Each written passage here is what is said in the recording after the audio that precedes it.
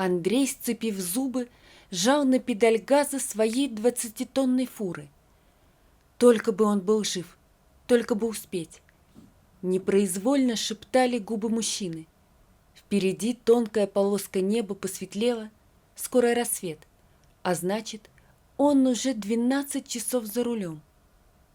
Всего 12 часов назад он еще был счастливым человеком, думал о том, как после рейса сделает Кате предложение, и у его 5-летнего сынишки Сережки наконец-то появится мама, а у него полноценная семья.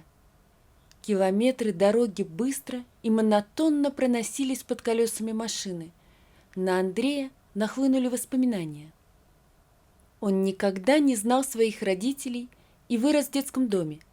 В память навсегда врезались те дни, когда на огорожденной высоким забором территории появлялись посторонние.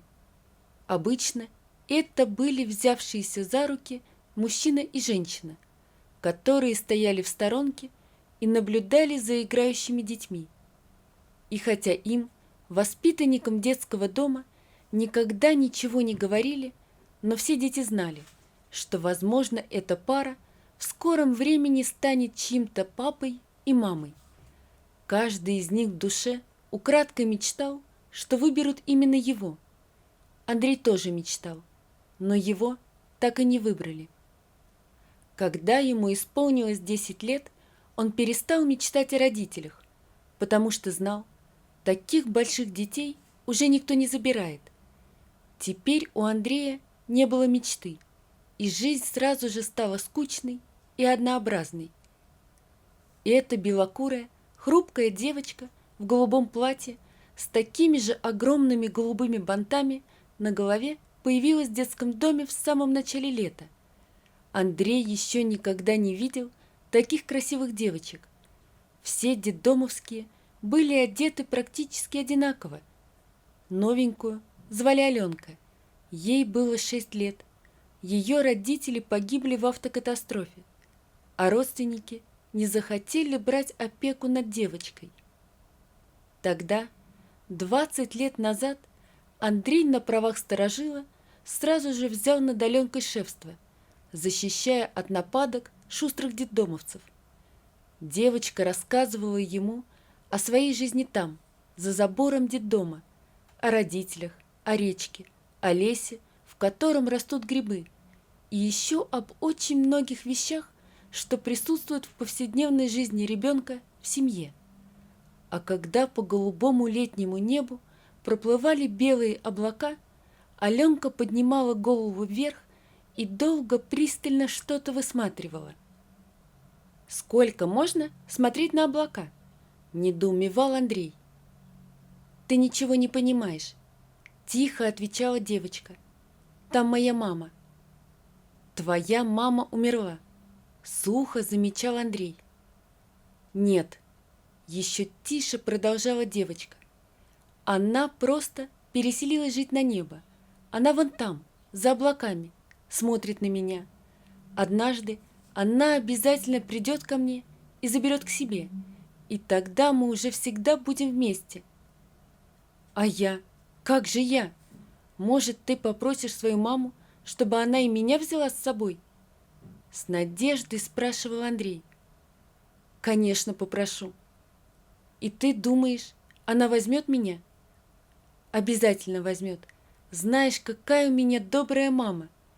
Убедительно отвечала Аленка. А затем они долго сидели и смотрели на плывущие по небу облака. Андрей резко нажал на педаль тормоза, останавливая фуру на обочине дороги. Он не мог больше вести машину, слезы застилали глаза. Вот Аленка с визгом бросается ему на шею, когда он пришел из армии. Вот они, счастливые, выходят из ЗАГСа, украдкой друг от друга, поглядывая на свою правую руку. Их небольшая однокомнатная квартира, положенная государством. Теперь у них наконец-то есть свой дом, о котором они столько лет мечтали вместе. Загадочные, светящиеся глаза Аленки, когда он в очередной раз вернулся из рейса, и эта фраза: ты скоро станешь папой». Андрей застонал, заскрипел зубами и повернул ключ зажигания. Фура медленно выползла на дорогу и снова понеслась по шоссе. Тревожное ожидание у роддома. «Поздравляю, у вас мальчик». А на следующее утро мы сделали все, что смогли. Его Аленки не стало. Андрей растил сына сам. Тяжело было. Выручала старенькая соседка тетя Поля да круглосуточный садик на тот период, когда Андрей был в рейсе. Едва Сережа подрос, то начал спрашивать о своей матери.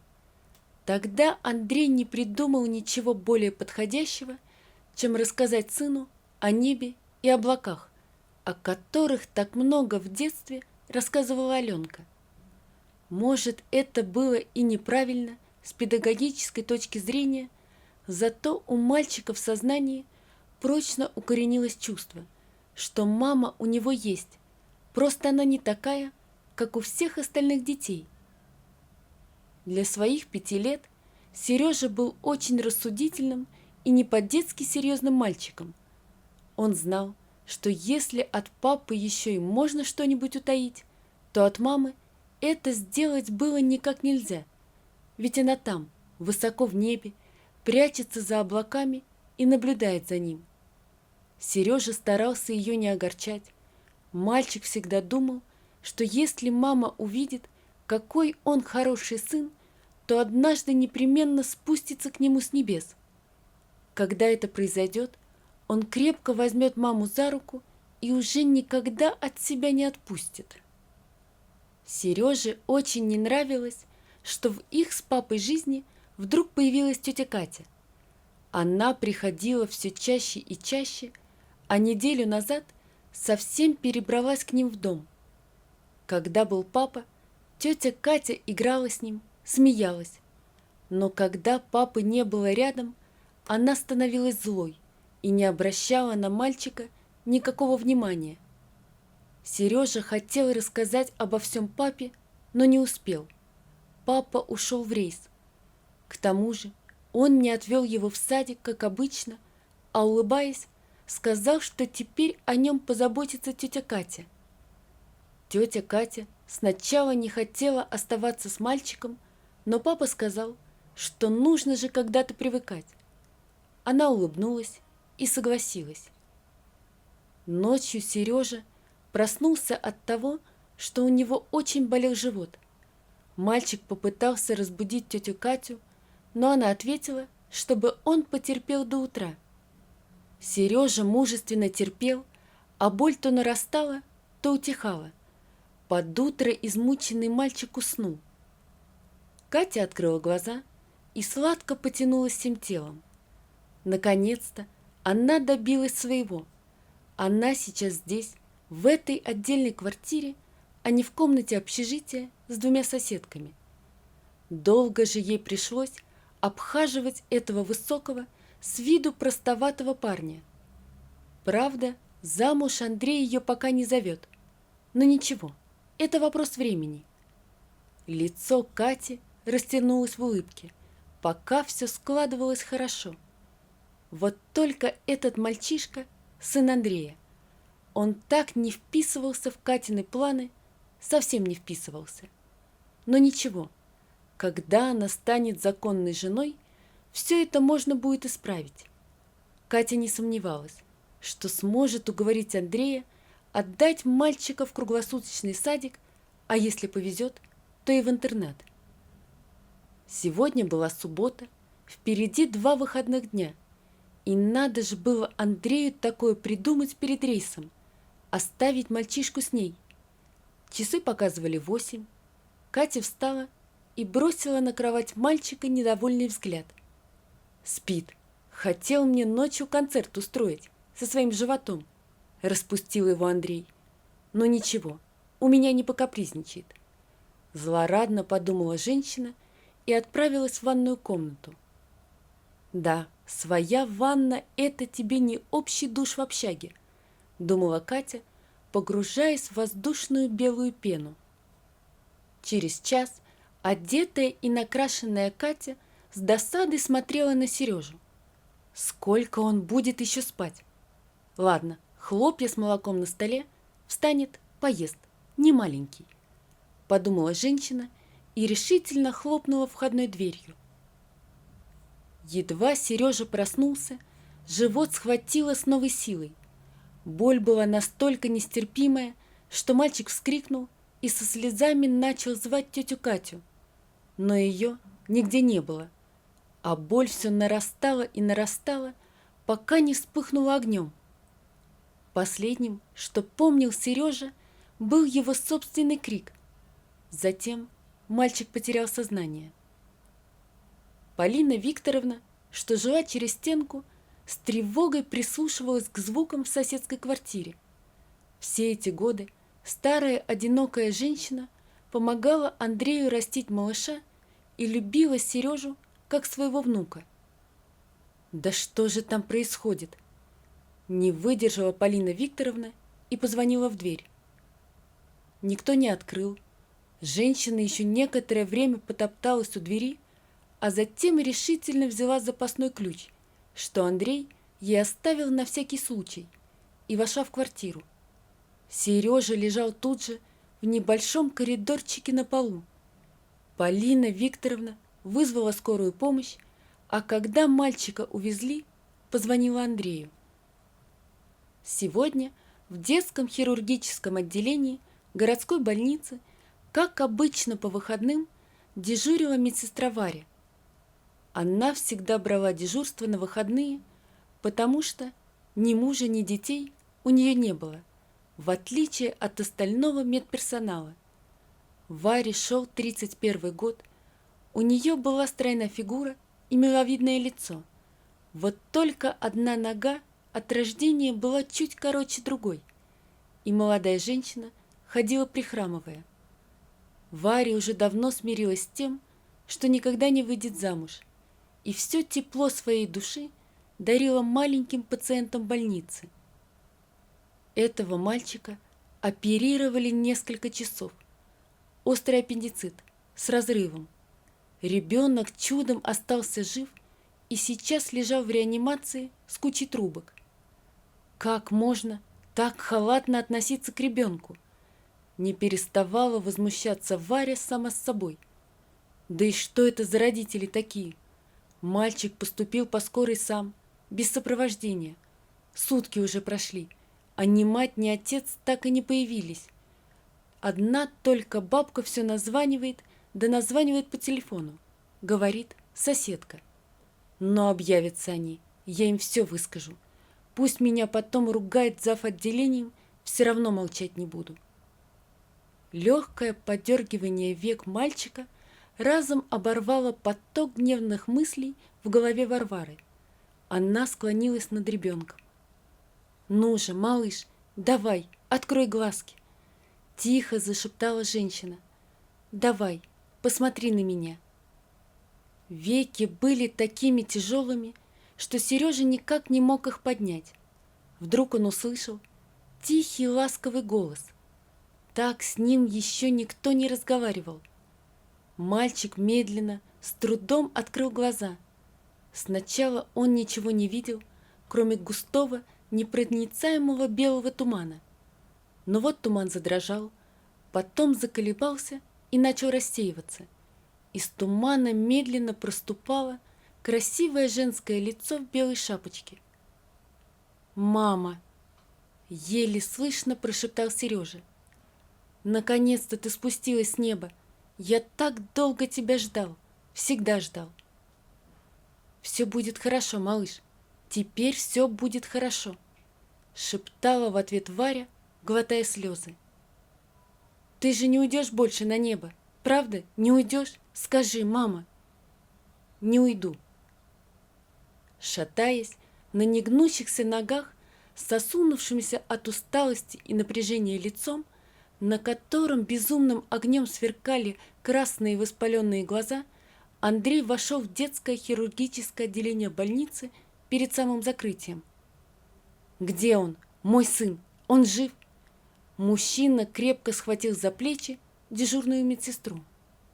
Все гневные слова, что вынашивала Варя в своей голове еще минуту назад, вдруг куда-то исчезли. Даже ей, сталкивающейся с человеческим горем постоянно, не доводилось видеть таких страшных глаз. В них были боль, гнев, страх, отчаяние и надежда одновременно. «Он жив», — ответила Варя, после чего мужские руки еще сильнее сдавили ей плечи. Операция прошла успешно. Мальчик пришел в себя. Сейчас он спит. С ним все будет хорошо. Уже кричала Варя, потому что казалось, что сейчас эти руки просто раздробят ей плечевые суставы. В следующее мгновение Андрей сгреб медсестру в охапку и разрыдался. «Спасибо, спасибо вам!» Неустанно повторяли его губы. Они долго сидели в сестринской комнате. Андрей все говорил и говорил о своем сыне, как будто от того, сколько он скажет слов, зависела жизнь мальчика. Только ближе к ночи Варе наконец-то удалось уговорить мужчину отправиться домой, чтобы вымыться и переодеться, пригрозив недовольством врача. Придя домой, Андрей первым делом достал из шкафа пустой чемодан, открыл его и молча бросил Кате под ноги. Затем развернулся и ушел в ванную комнату. Катя все поняла, собрала вещи и ушла. Сережа быстро поправлялся, и его перевели из реанимации в палату. Теперь Андрей мог целый день быть рядом с сыном. Его Сережка оживал на глазах. Единственное, что беспокоило Андрея, это бесконечный рассказ сына о маме, которая якобы спустилась с неба и сказала, что теперь уже никуда не уйдет. Сколько он не пытался убедить Сережу, что это был всего лишь сон, мальчик твердо стоял на своем. Сегодня была Варина смена. Она тихо зашла в палату, где лежал Сережа, чтобы сделать мальчику укол. «Папа, смотри!» Вдруг раздался радостный крик ребенка. «Вот же она! Вот моя мама! Я же говорил тебе, она пришла с неба ко мне навсегда, а ты мне не верил!» Варя стояла со шприцем в руках, красная как рак, не зная, что ей теперь делать. Андрей внимательно смотрел на нее своими карими глазами, и было в них что-то такое, что заставляло краснеть женщину все больше и больше. «Папа, ну ты что, не узнал маму?» Снова раздался взволнованный голос мальчика. Андрей оторвал взгляд от медсестры и потрепал сына по голове. «Узнал, конечно, узнал, сынок. Ты, главное, не волнуйся». После полудня, когда Сережа уснул, Андрей подошел к Варваре на пост, и они долго разговаривали. Он рассказал ей всю свою жизнь и просил сохранить для мальчика иллюзию хоть на какое-то время. И Варя согласилась. Ей нравился этот мальчик, и его папа тоже. «Пусть хоть немного, всего на пару недель», — думала женщина. «Я буду чувствовать себя любимой и единственной для этого ребенка». Что будет потом, Варя думать не хотела, как не хотел думать и Андрей. А спустя 2 недели, когда Сережу выписывали из больницы, им и не пришлось думать. За это время их показательные дружеские отношения начали уверенно перерастать в нечто большее, чем дружба. Прошло полгода. По зеленой луговой траве, что густо росла на берегу реки, бежал Сережа, радостно выкрикивая: «Не догонишь, не догонишь!» За ним, прихрамывая и весело смеясь, пыталась бежать Варя. Вот она все же поймала сорванца и подняла на руки, прижимая к себе, а еще через несколько секунд их обоих схватил в охапку и повалил на землю Андрей. Сережа восторженно визжал, помогая маме побороть папу. И было совсем не важно, что мальчик всегда специально бежал не в полную силу, для того, чтобы прихрамывающая мама могла его догнать. Главное, что она была теперь всегда рядом с ним, его мама. Вот такая история, друзья. Напишите, пожалуйста, что вы думаете об этой истории. Не забудьте подписаться на канал и поставить лайк. Всего вам доброго. До свидания.